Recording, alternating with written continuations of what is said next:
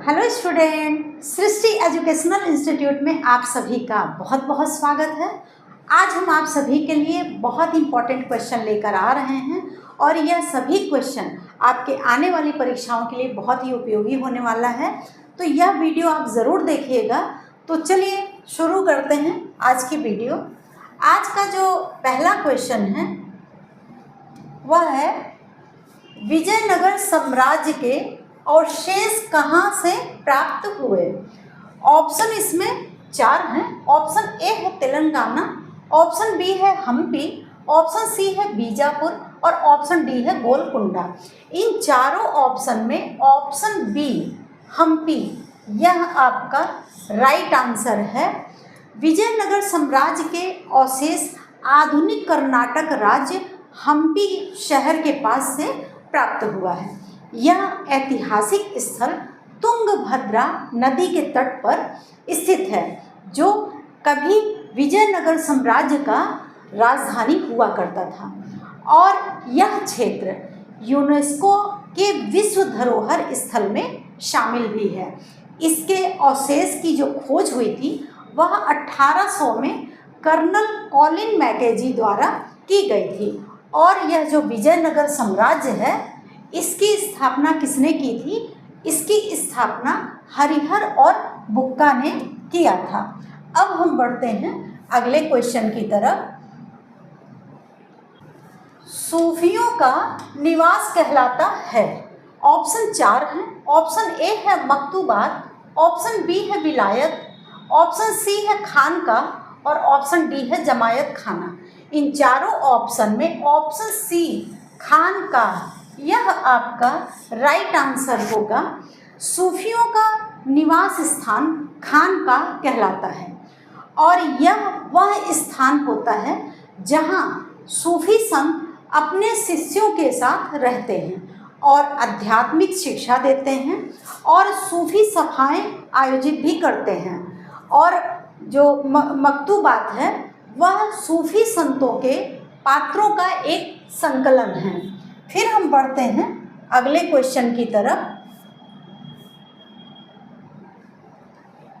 बनारस में central Hindu school की स्थापना किसने की? ऑप्शन इसमें 4 हैं। ऑप्शन ए है एनी बेसेंट, ऑप्शन बी है मदन मोहन मालवीय, ऑप्शन सी है ज्योतिबा फुले, ऑप्शन डी है देवेंद्रनाथ टैगोर। इन चारों ऑप्शन में ऑप्शन ए एनी बेसेंट यह आपका राइट आंसर होगा। बनारस में सेंट्रल स्कूल की स्थापना 1898 में श्रीमती एनी बेसेंट जी ने किया था, और 1916 में यह मदन मोहन मालवीय जी के अथक प्रयासों से बनारस हिंदू विश्वविद्यालय बना। बनारस हिंदू विश्वविद्यालय सर्वप्रथम केंद्रीय विश्वविद्यालय घोषित किया गया। अब हम बढ़ते हैं अगले क्वेश्चन की तरफ।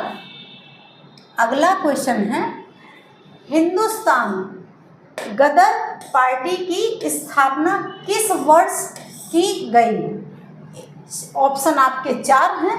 इन चारों ऑप्शन में ऑप्शन सी 1913 यह आपका राइट आंसर होगा।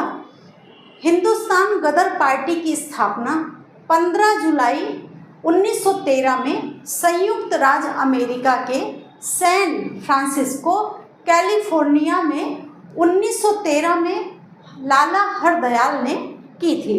गदर पार्टी का उद्देश्य अंग्रेजों के साम्राज्य को पूरी तरह से समाप्त करना था। अब हम बढ़ते हैं अगले क्वेश्चन की तरफ।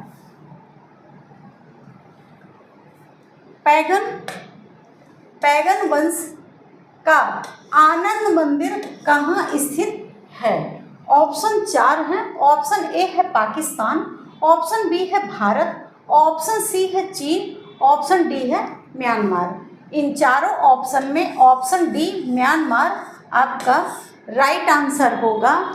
पैगन राज का प्रसिद्ध आनंद मंदिर म्यांमार के बागान में स्थित है।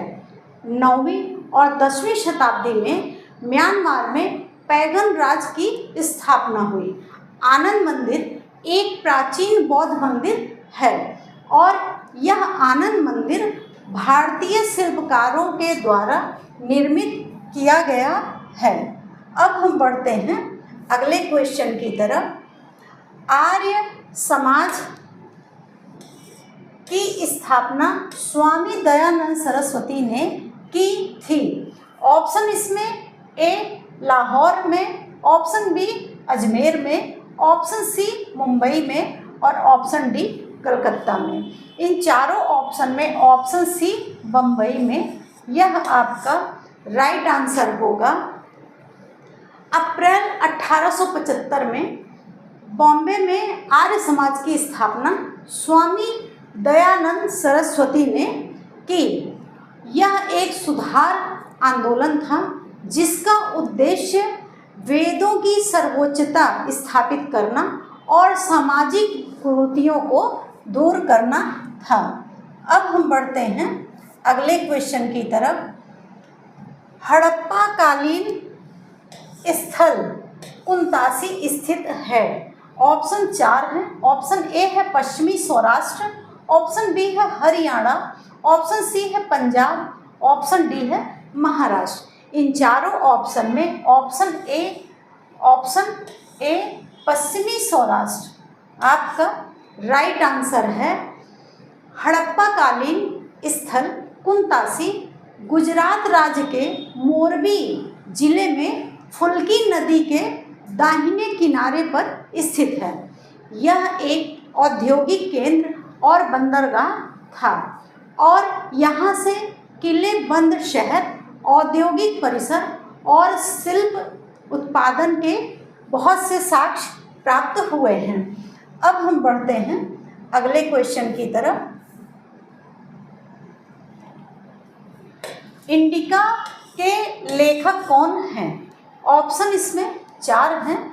ऑप्शन ए है प्लिनी, ऑप्शन बी है मगस्थनीज, ऑप्शन सी है कौटिल्य, ऑप्शन डी है विष्णुगुप्त। इन चारों ऑप्शन में ऑप्शन बी मगस्थनीज आपका राइट आंसर होगा।